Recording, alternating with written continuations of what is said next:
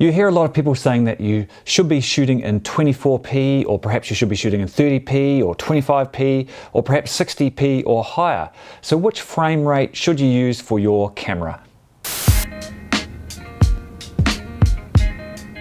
Hi, I'm Grant and I've been shooting video since the default format for shooting on video cameras was actually 50i or 60i, where I stood for interlaced video.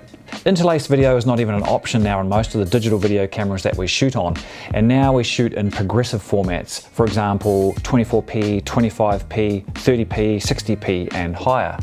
So what are frame rates? Frame rates is often expressed in a number such as 30 frames per second or 30 FPS, and what that essentially means is that your digital video camera is actually taking 30 still frames per second, and then when you play them back it gives you the illusion of motion.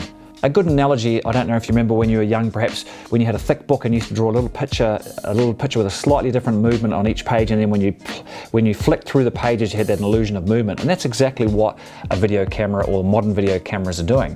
Frame rates and shutter speed are often confused, but they're not the same. Frame rates is how many still frames that your camera is going to take per second, whereas your shutter speed is how long each individual frame is exposed for when you shoot.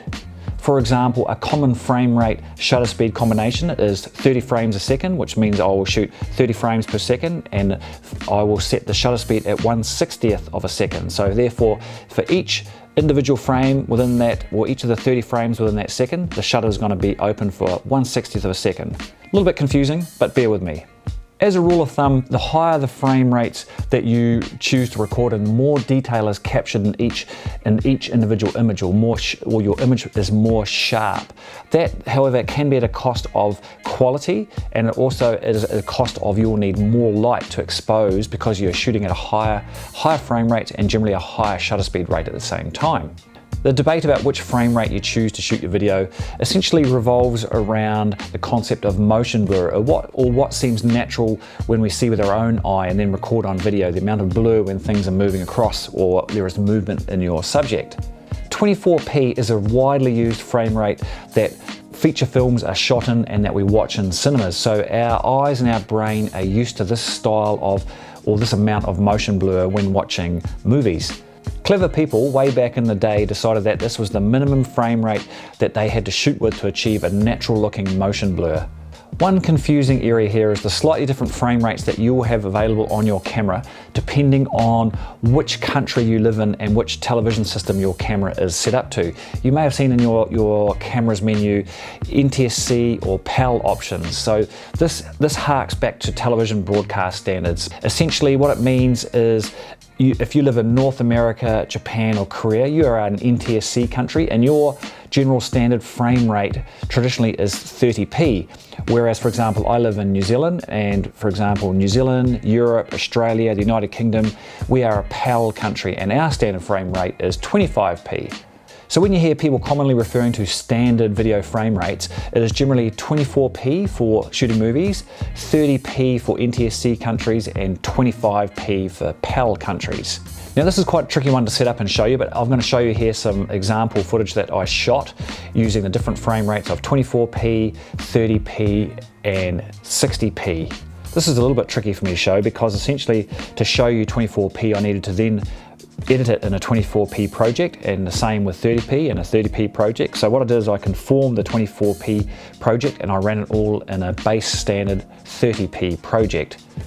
A lot of p's and confusing numbers there, I know, I'm sorry. Quite hard to see any differences there, especially when it's been compressed and uploaded through YouTube, etc. But if someone tells me that I need to shoot in 24p as opposed to 25p to achieve cinematic video, I'm not so sure about that. So what are my recommendations for frame rates?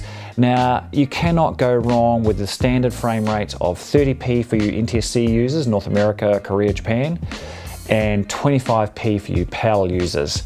You can experiment and play with 24p, but often it comes down to, or it depends on what you're shooting. For example, I'll vary my frame rates. For example, if I'm shooting with my GoPro, some mountain biking action sport, I might shoot it at 60 frames a second or even higher because I want to capture the detail, because there's a lot of movement and a lot happening and I don't want it to be a big blurry mess.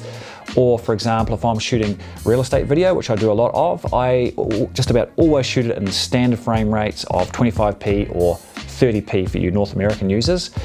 If I'm on the gimbal, I will often want to slow that down, so I will often shoot that in 50p or 60p so I can just smooth out my footage. So here's some tips to bear in mind when deciding which frame rates to shoot. Now, as I mentioned earlier, frame rates and shutter speeds are not the same, but they do go hand in hand. So a good rule of thumb is to double your frame rate to get your shutter speed. So for example, if you're shooting in 30 frames a second, try and get a 1/60th shutter speed. If you're shooting in 120 frames a second, try and get a 240 or 250 shutter speed.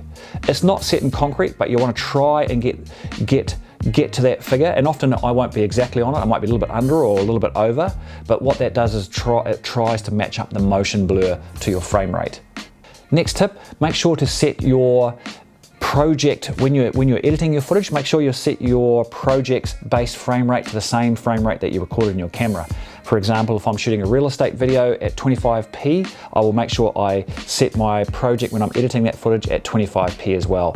That way you are measuring apples for apples, and it also helps you when you want to conform or add slow-mo to your footage.